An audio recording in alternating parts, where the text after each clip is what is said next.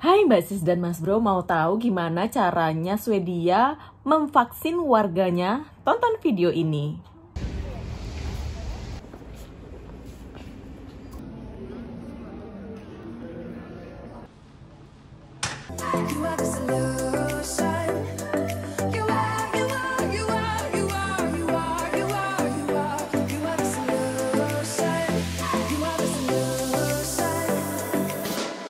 Tapi sebelum kita mulai videonya, aku mau ngasih tahu dulu nih, aku baru aja dapet kiriman dari Cina. Itu adalah earphone. Ini namanya adalah Hilo. Dia adalah earphone yang lucu banget. Jadi ini modelnya kayak kayak agak-agak dope gitu. Kemarin udah aku unboxing.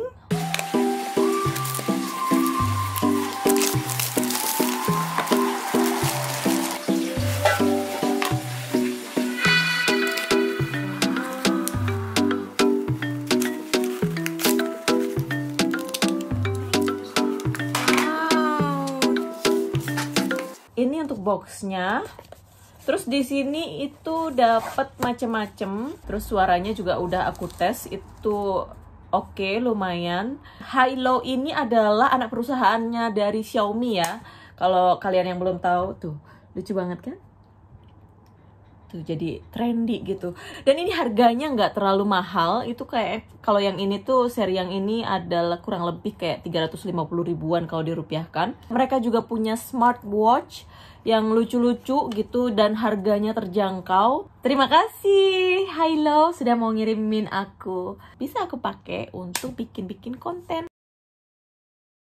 Jadi kalau di Swedia itu untuk vaksin warganya itu disesuaikan sama umurnya sama tingkat resikonya. Jadi yang diutamakan itu adalah golongan yang beresiko. Golongan yang beresiko itu bisa mereka yang sakit diabetes atau sakit macam-macam yang kemungkinannya akan parah kalau misalnya terkena corona ini. Terus juga ibu hamil itu juga sekarang sudah dimasukkan sebagai golongan yang beresiko. Tapi mungkin kehamilan yang sudah tua ya, maksudnya kalau hamil yang muda gitu biasanya nggak disarankan sama dokternya. Setelah dari golongan yang beresiko itu baru mulai dari umur. Jadi umur yang tua dulu nih yang diutamakan. Habis itu kemarin sampai akhirnya bulan ini bulan Agustus, kayak kurang lebih bulan Juni kemarin aku udah ngedaftarin akhirnya untuk umurku. Jadi kalau di Swedia itu untuk mendaftarkan vaksin itu harus masuk ke yang namanya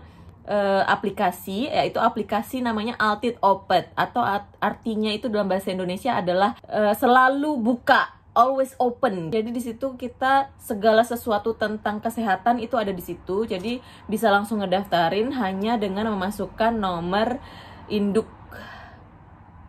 nomor penduduk gitulah. Jadi kalau udah punya person number atau kayak nomor KTP gitu, jadi langsung keluar di situ. Dan mereka menanyakan dulu banyak pertanyaan-pertanyaan yang ditanyakan sebelum akhirnya kita bisa memilih tempat yang mau kita datengin untuk vaksin. Jadi semua vaksin yang diberikan itu hanya yang dikeluarkan oleh pemerintah. Jadi nggak ada tuh kayak di Indonesia ada pihak ketiga atau mungkin pengusaha yang mau memvaksin gitu. Jadi semuanya itu satu pintu, hanya melalui Badan Kesehatannya Swedia. Kalau untuk masuk ke Alltid Öppet ini harus ada Bank ID. Jadi ada banyak orang juga yang belum punya Bank ID. Bank ID itu kayak semacam online signature gitu, atau apa ya? Aku lali. Kalau misalnya nggak bisa online atau nggak bisa masuk ke Alltid Öppet, mereka harus telepon. Nah kalau untuk telepon gini, karena kan antriannya banyak, maksudnya banyak orang yang nelpon gitu, jadi antriannya panjang banget, bisa sampai 1 jam gitu. Jadi kalau misalnya badan-badan pemerintahannya di sini gitu, kalau misalnya nomor teleponnya mereka itu biasanya memang susah dihubungin ya, maksudnya lama gitu, karena mungkin CS-nya terbatas dan orang yang nelpon banyak. Tapi kalau aku bisa masuk pakai Alltid Öppet dan langsung mendaftarkan. Waktu itu kita coba bareng sama Mas Has, karena ini kita udah bisa daftar nih, langsung kita bareng-bareng. Oke, pencet tempat yang sama, waktu yang sama, tring gitu.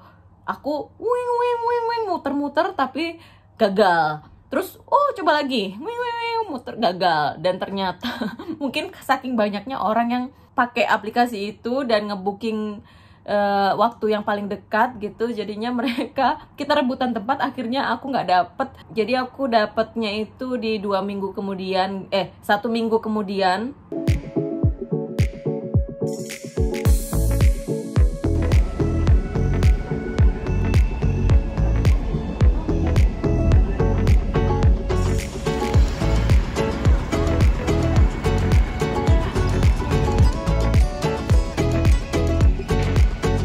Setelah datang ke tempat yang udah kita pilih, itu cuman aku yang pakai masker waktu itu, karena semua orang kalau di Swedia itu kan nggak terlalu populer ya pakai masker, dan memang dari awal nggak disarankan, baru-baru ini aja mulai disarankan, tapi hanya di tempat umum atau di tempat yang keramaian gitu. Kalau jalan sendiri atau lari sendiri ngapain pakai masker. Rata-rata mereka yang datang ke tempat vaksin itu nggak pakai masker, dan tapi di sana langsung dicegat dan harus memakai masker atau dikasih masker satu-satu. Jadi ngasihnya pun bukan pakai tangan gitu, tapi pakai sumpit. Jadi gedungnya itu kayak spesial untuk dirancang untuk memvaksin warganya.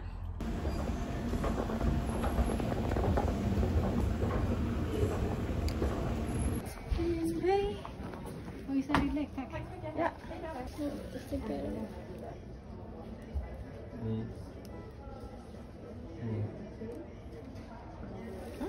Setelah kita divaksin itu langsung disuruh duduk dulu 15 menit, nunggu 15 menit supaya mungkin kalau misalnya seandainya ada indikasi atau efek setelah vaksin, jadi bisa langsung ditanganin. Makanya harus kita nunggu dulu 15 menit dan duduk dulu di situ.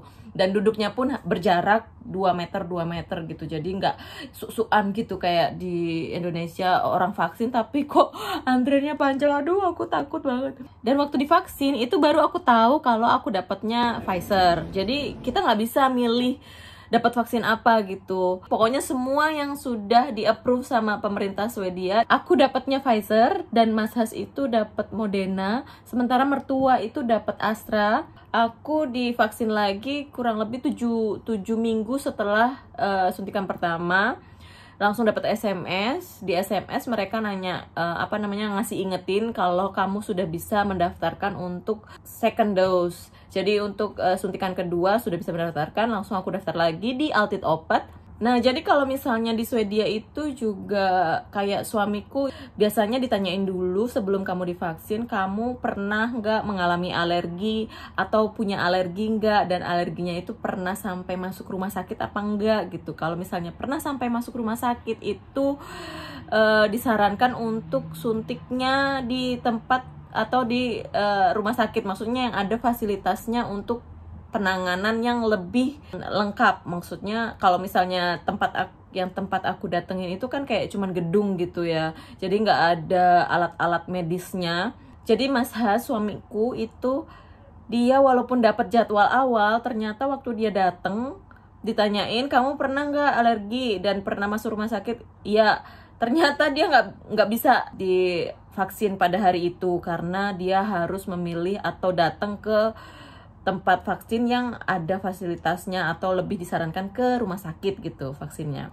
Seharusnya sih dia bisa gitu sebelum mengisi, maksudnya sebelum dia milih lokasi itu kan dia udah dikasih kayak pertanyaan, kamu pernah alergi enggak dan pernah sampai masuk rumah sakit apa enggak. Jadi pertanyaan-pertanyaan itu kan menggiring kita akhirnya bisa booking kemana aja gitu, tapi ternyata pokoknya fail sistemnya gitulah. Sementara kondisi di Swedia sendiri gimana sih sekarang? Kalau kondisinya sekarang sih kayak sudah agak lebih membaik ya, walaupun aku sendiri masih tetap agak takut-takut, tapi ya sudah mulai ngumpul-ngumpul lagi, kayak keluargaku yang tadinya itu bener-bener nggak boleh masuk rumah, terus akhirnya sekarang sudah boleh masuk rumah. Akhirnya ya ampun, setelah berapa tahun, 1,5 tahun itu bisa masuk rumahnya, terus bisa pegangan tangan. Kita sudah mulai kayak kemarin summer itu kita udah kayak gandengan tangan, itu udah boleh. Terus udah berani gendong anakku, terus udah berani gendong-gendong kayak gitu deket. Biasanya kan sebelumnya itu nggak pernah sama sekali. Itu berani sih gendong tapi kayak cuman ngadep depan gitu loh, ngadep depan terus cuman diayun-ayun 1 menit, habis itu dibalikin sama aku gitu. Jadi orang Swedia itu kayak lebih tanggung jawab untuk kesehatan ya di kamu sendiri. Jadi pemerintah Swedia itu nggak yang kayak maksa-maksa gitu warganya untuk nggak boleh ini, nggak boleh itu. Walaupun begitu, tetap banyak aja yang protes. Sama kayak pemakaian masker, itu kan sekarang sudah mulai disarankan ya pemakaian masker. Walaupun sudah ada vaksin, tapi kita tetap harus disarankan untuk menjaga jarak kayak gitu. Terus memakai masker kalau misalnya kita naik kereta atau di tempat umum atau di tempat yang tidak bisa menjaga jarak gitu, kita disarankan ya untuk memakai masker. Jadi sekarang aku udah mulai pede untuk pakai masker karena banyak temennya. Jadi kalau dulu nggak ada sama sekali yang pakai masker gitu, sekarang sudah ada kurang lebih 30% gitu yang pakai masker. Dan masalah lainnya soal masker ini adalah kenapa orang Swedia itu menolak pemakaian masker? Karena ini dianggap sebagai sampah baru. Jadi orang Swedia itu kan memperhatikan banget ya lingkungan gitu. Jadi mereka itu nganggap, ngapa kamu maksa-maksa pakai masker? Itu kan hak asasi kita gitu. Hak kita untuk pakai atau enggak.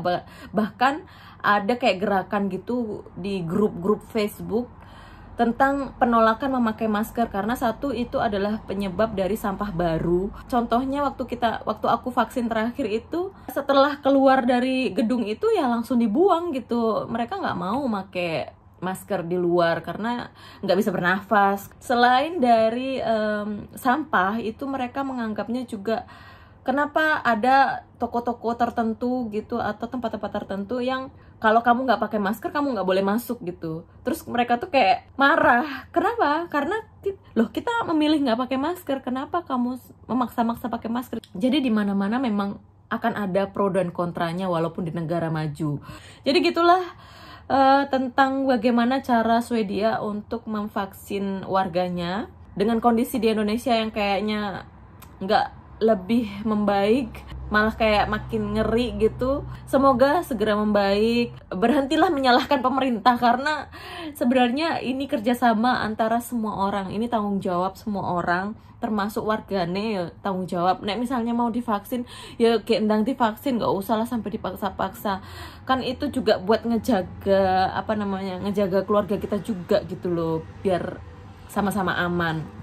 Tapi ya tetap ya beda antara Swedia dan Indonesia, nggak bisa dibandingkan. Satu udah negara maju dan kedua juga penduduknya cuma 10 juta, sementara Indonesia 280 juta. Jadi kan bedanya jauh banget gitu. Memang agak ada kesulitannya sendiri gitu. Jadi semoga harapannya aku juga kondisinya gendang membaik. Aku tuh pengen mulai gitu, aku tuh pengen pulang.